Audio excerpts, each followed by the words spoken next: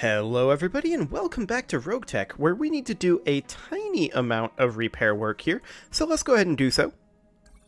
Just like that. Fantastic. And we've also currently got 5 mech warriors that are out of action. However, I have restarted the game, so let's see if it will actually let us recruit Squire here. Okay. It looks like it did.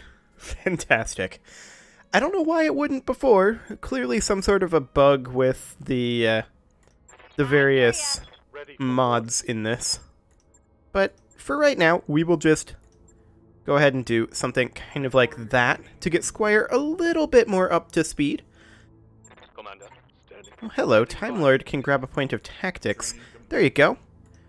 What else do we have for potential training here? We could have Devourer grab some training. Sure, that'll do. And Coach could be trained as well, except that he's still injured. So that's not really an option. Okay. I didn't mean to go into the store, I meant to go here. Because we have 5 people out of action, that does of course mean that we need to tick forward just a little bit more. There we go. Excellent. And now we should probably run our mission. We'll have to decide who we want to bring along, though, before we decide exactly how difficult of a mission we want. And we can bring Devourer and Squire. If we're going to bring 2 of them, two essentially trainee mech warriors, I do want to get our trainee mech warriors caught up so that if we get into a bad situation, then we're not really completely screwed by having, you know, like 2 gunnery pilots in a difficult situation. So perhaps we could do this nice and simple urban battle. We'll almost certainly get ambushed, but this should be pretty simple.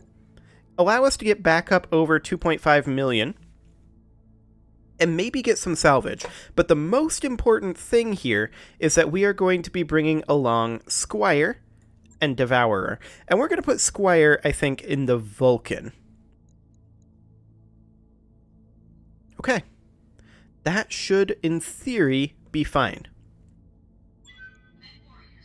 Of course, we don't have access to Bandit, but we should, if not after this mission, after the next one. But Squire is going to be getting pretty close, although he's at 333. I prefer them to be at 4444 before we start doing that, but we'll see how it actually ends up working. But this should be a bit of a milk run. It's only 1 skull, and overall it shouldn't be too bad. Destroy Pirate Lance. Our intelligence confirms a lance of pilot military. Oh my. Apparently this is a bunch of pilots. Maybe we're up against land air mechs. No, I just mispronounced pirate. Pirate military units is engaged in maneuvers on Galatia, within a region we control. This is an aggressive action, and Lyran operations are at risk as long as this lance is allowed to move unimpeded. Hunt down the enemy lance, and eliminate it. This is a straightforward battle, Commander. Finding a military lance in a backwater like this should be no challenge at all. That's the idea. Command interface initiated. This is it. We either get through this together, or not. Indeed, Denia Jones. We've got them, Commander, right out in the open. These guys are amateurs. Get eyes on them, take them out. Good hunting, Commander. Oliviera out. Okay, so we should expect, if we move up over this way, that we're going to get ambushed from here, here, here, and here. If we move over this way, we should expect that we get ambushed here, here, here, here. Okay, so that would be where the infantry would be likely to spawn. We do have a Wasp land air mech and a Zoria light tank helping us. They've got an LBX AC-5 and an LRM-10. Okay. Whoa. I did not mean for the camera to do that. I think we're better off moving up this direction. Confirmed. And so we shall. Roger. On the move. Let's see what we've got. Here's the allied movements. And here's the ambush. Oh.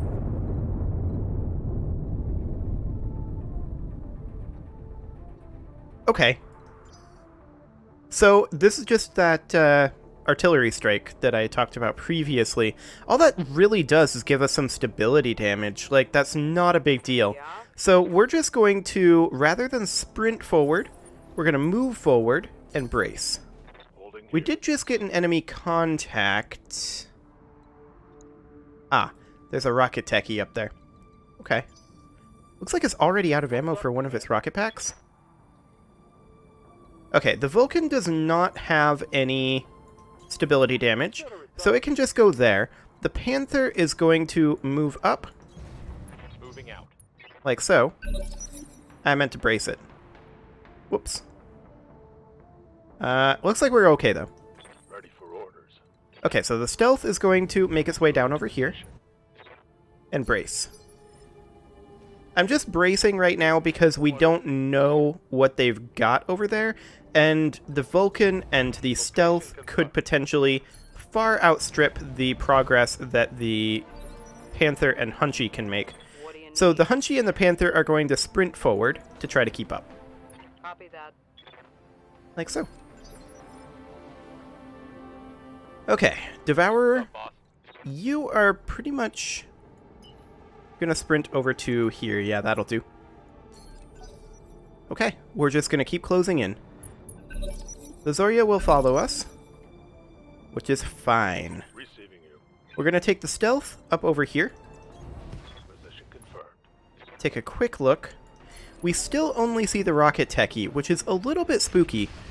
They might have some stealth generators. They might have battle armor, potentially. It's hard to say what they've got.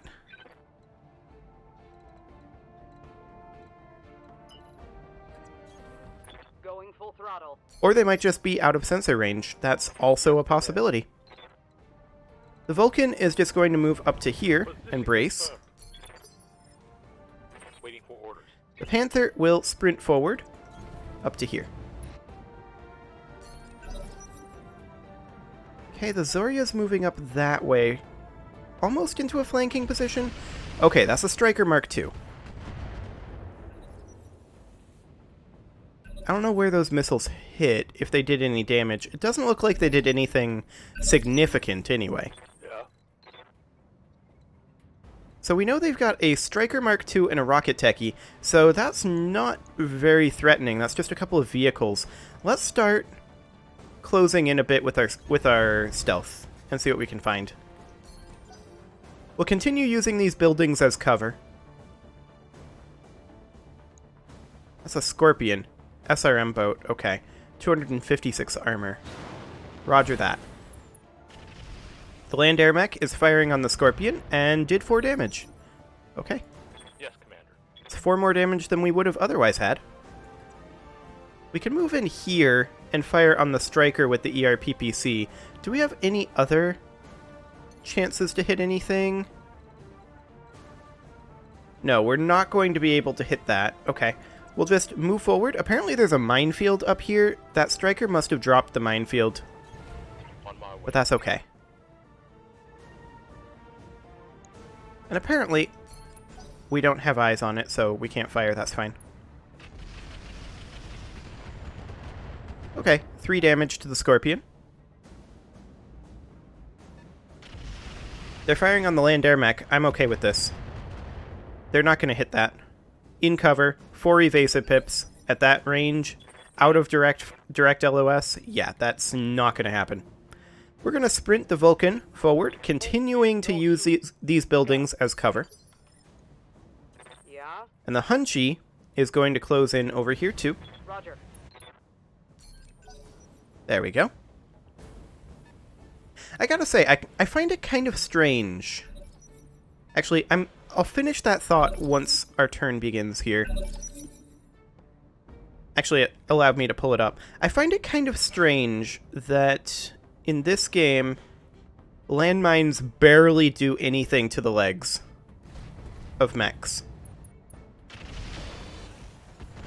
Like, do they do anything? The Hunchy did take some damage to its legs. Yeah, they do. Looks like 2 damage each. Receiving you. Which is almost negligible. It's almost irrelevant amounts of damage. I mean, it adds up, I suppose, but it's nothing compared to, say, Mech Commander, where landmines can absolutely cripple even a A-variant assault mech. What do you need? I don't know, it's just a bit of a departure there. Especially considering that this game is designed by the same people. Okay, so we were at 96 previously. 94. Okay, yeah, and we just had 2 landmines explode. I think we hit 1 on each leg there, perhaps. And they do like 2 damage each. I don't know. It's a pretty major departure from Mech Commander, and I'm not saying that Mech Commander is the authoritative source for BattleTech. It absolutely is not, but this game is, in a lot of ways, inspired by Mech Commander, and designed by the same people as well. So, I don't know, it's just kind of strange. Let's go ahead and hit this striker with our large pulse laser. Target marked. Excellent. All of the large pulse lasers hit. The medium pulse lasers, not so much. That hurt. But the Scorpion is now quite vulnerable. So the idea here is that we are going to sprint up over this way On my way. and hit this Scorpion. Which is actually apparently out of SRMs.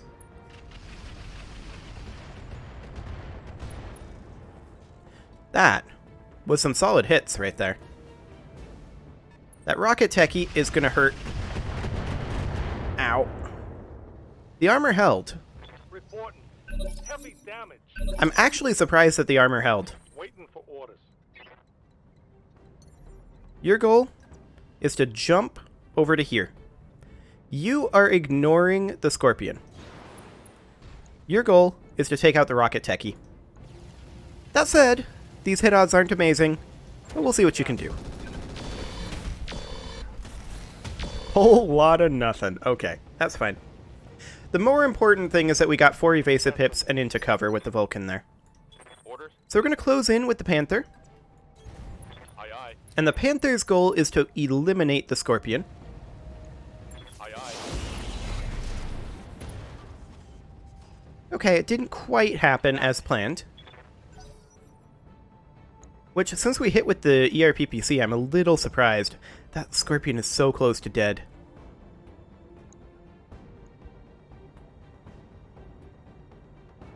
I'm hoping the land air mech finishes the Scorpion. Yeah, it could die here. It didn't, but they ejected. That's fine. The Striker closes in and fires on the Vulcan. That did more than I was hoping, with cover and 4 evasive pips, but the armor is still holding through some miracle. Commander. And that allows our stealth to get in directly behind here. On my way. The question is, do we go for the rear arc shot on the Striker, which would... Actually, this is a side arc? Okay, that's a rear arc. Which would likely destroy the Striker, although it's got 80 armor in that rear. Or do we go for the rocket techie, which is fresh, but hasn't moved yet this round? What are our odds of actually destroying it? I think very low. I think we go for the Striker, and we say, you know, if they're gonna get through the armor on the Vulcan, they're gonna get through the armor on the Vulcan. We can disengage the Vulcan immediately after the rocket techie moves. Okay. Yep. We can move the Hunchy up over... We can only attack the rocket techie. Oh, here's a position where we could attack the Striker. Our hit odds are not going to be great, but it's something, I guess. All we need is 2 lasers to hit back there, or potentially the allied tank to lob some missiles from the right direction. Okay.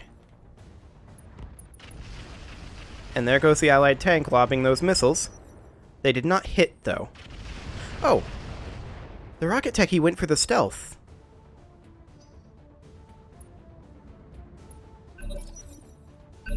You know what? Commander. I'm fine with that. We're going to get in behind the rocket techie here. You got it. And yeah, there's landmines. We don't care. The rocket techie has 52 armor in this rear. This is very likely a kill shot.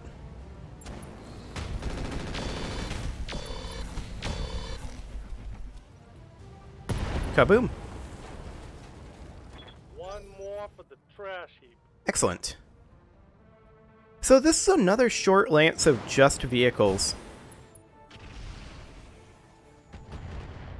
I don't know how I feel about that. We could definitely, after this mission, I think, use a bit of a challenging mission. Okay, the stealth's armor is holding. Receiving you. And in fact, the stealth is going to jump back here. Would that be rear arc? What's the direction this thing is facing? This thing is facing that way. Actually, we're basically rear arc as is right now. We can jump over here to avoid the burn damage. Confirm. And then just boop him in the back. No problem. One dead striker. Report.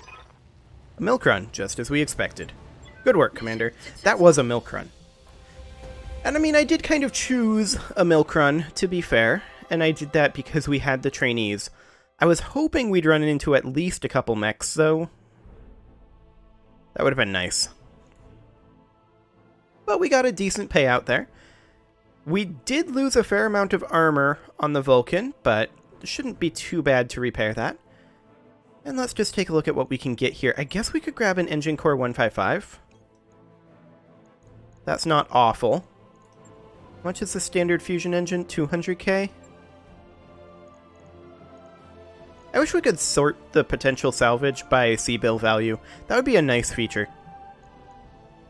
An LRM-15 wouldn't be a terrible thing to grab, though. And maybe... Is there any streak ammo here? There is. I mean, that's actually not worth very much. 20k, we can afford to replenish that. We could grab just the SRM-2 Streak launcher. There we go. Excellent. And we may at some point want to refit the stealth with just Streak SRMs. I'm not sure what the weight differential on that would be. We may want to check, actually.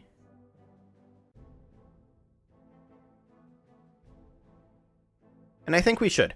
So let's just go ahead and accept what Yang has here for repairs. 6 days, 12,000 C-bills. Yes, do that.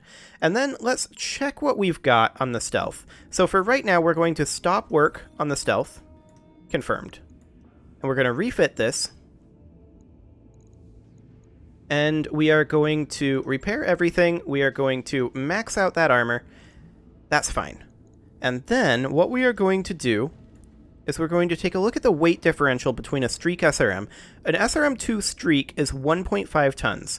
The SRM-6 is 3 tons. So a Streak SRM-4 equivalent would be the same tonnage as an SRM-6. Okay. I'm just checking that for the time being. And we only have the one SRM-2 Streak. That uses, of course, its own ammo type. It has 100 shots per ton, so that's the same number of shots as SRM ammo, except that SRM Streak shots, unless they're intercepted by AMS, which they're slightly better at that, they're 4 HP rather than the 3 HP of an SRM, that means that they're considerably more tonnage efficient for damage, because SRM shots will not fire unless they're guaranteed to hit. Unless they're intercepted by AMS, obviously. So, that's an option. We could also remove the mask from the stealth, and that might be something we want to do, because I just don't use that. I feel like the stealth is fast enough as is, and I don't want to risk this. Although, let's see, plus 50% run multiplier when active.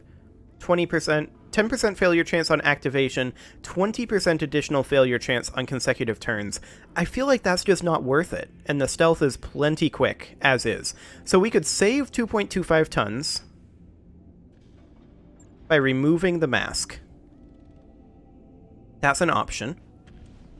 We have a support weapon hardpoint over here. We could maybe toss in a flamer.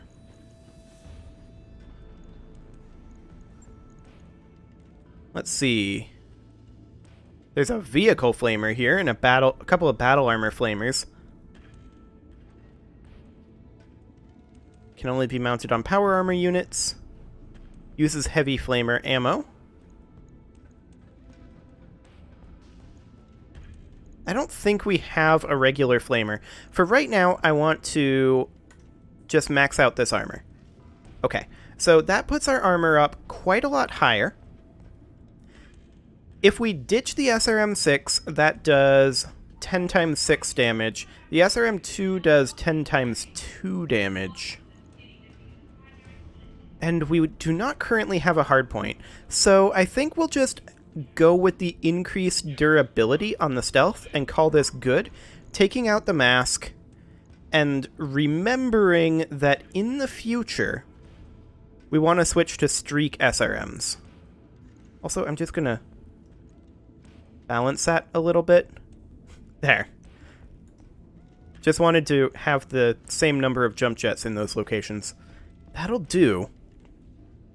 This has got an engine core 315. Fascinating. What engine cores do we have that could potentially replace that? 255 is the closest. That's tough.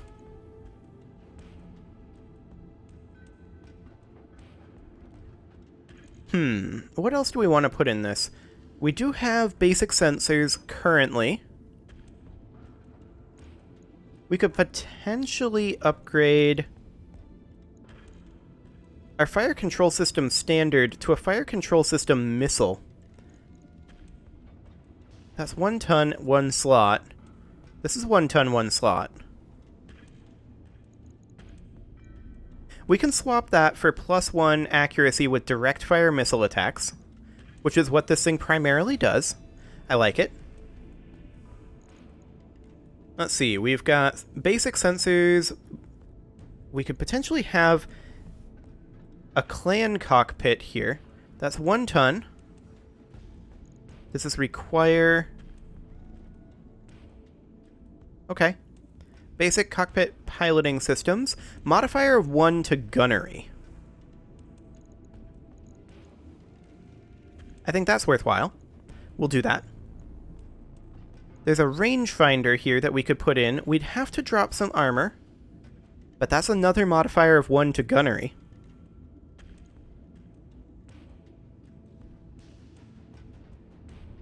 There is this sheathed beacon. It takes 2 slots, and it would have to go in the head. Out of curiosity, active probe already installed on mech. Okay. So that would be the Beagle probe. Can we replace that? Component is not permitted in this location. Okay, so the Beagle probe is here, and I'm not sure that we need a Beagle probe, strictly speaking, but we'll leave it for now, and we'll just call this good. This should be a sizable upgrade for the stealth in terms of its damage output. We removed the mask, so our top speed is going to be reduced, but we have literally never activated it because I don't want to risk that failure chance. I think that's just too high. So I think we'll remove that mask and call this good. That'll be 8 days to get this changed around, but that is perfectly fine. And with that, it is time to put a cut in here, so I'm going to go ahead and do that. You can leave your offerings to the engagement gods in the form of likes, comments, subscribes, and bell ringings, and I will see you all next time when I think we're going to go after something just a little bit more complicated. See you all then.